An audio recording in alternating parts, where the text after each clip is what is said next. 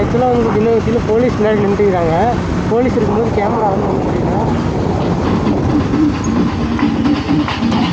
G police இருக்காங்க, check பண்ணுவாங்க.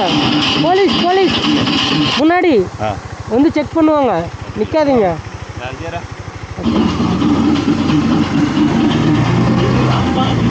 இதான் நம்மளால் முடிஞ்ச சின்ன உதவிங்க.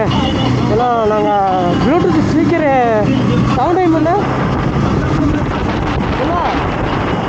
சவுண்டு டைம் பண்ண நாங்கள் வந்து பார்த்தீங்கன்னா ப்ளூடூத் ஸ்பீக்கர் கனெக்ட் பண்ணுறதுக்கோசரம் நின்னோம். கேரளா போலீஸ் வந்துட்டாங்க.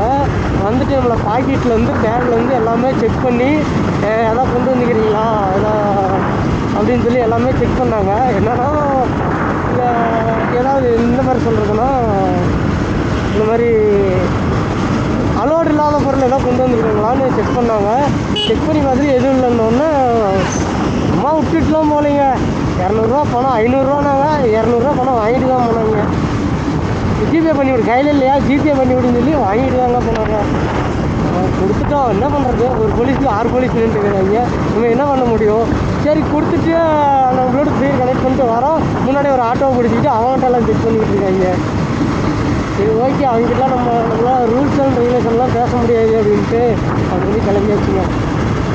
பக்குன்னு ஆகி போச்சுங்க. எல்லா ப்ரூஃபும் இருக்கா, எதுக்கு நான் பணம் கேட்குறீங்க அப்படின்ற மாதிரி முடியல. ஆனால் ப்ரூஃப் எதுவுமே கேட்கல, வண்டி புக்கு லைசன்ஸ் எதுவுமே கேட்கல. அவங்களுக்கு தேவை பணம், அதனால் செக் பண்ணிட்டு பணம் வாங்கிட்டு கிளம்பிட்டே இருக்காங்க.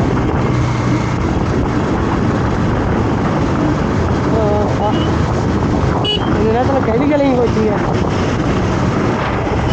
இது செம்மையாக இருக்குது. இந்த ஸ்பாட்டு தாங்க நம்ம பார்த்தோம். அந்த ஸ்பாட்டு தான் சொல்லுவாங்க, நான் செல்லில் பார்த்தேன். போட் ரைட் பண்ணுவாங்க. ஓகே, அந்த வேலை போலீஸ் இருக்கும்போது லேக் கண்டினியூ பண்ணாத காரணம் என்னென்னு வந்து பார்த்தீங்கன்னா, அவங்க கேமரா ஆனில் இருக்கா, ஆஃப் பண்ணுங்க அப்படின்னு சொல்லி சொன்னாங்க. இல்லை சார் ஆஃபில் தான் இருக்குது அப்படின்னு சொல்லி சொன்னோம். இன்னொரு விஷயம் பார்த்தீங்கன்னா, கேமரா வைக்கக்கூடாது, அலோடு இல்லை, அது எதுவுமே கேட்கல. இன்னொரு விஷயம்